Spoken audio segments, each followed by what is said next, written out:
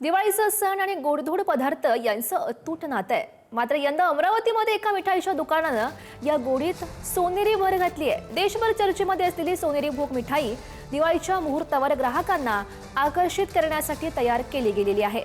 ही मिठाई निवडक आणि उच्च दर्जाचा सुकामेवा, केशर आणि हेझलनट सारख्या घटकांनी बनवलेली आहे. सोनेरी भोग मिठाईची तब्बल 21,000 रुपये किलोनं ही विक्री केली जाते.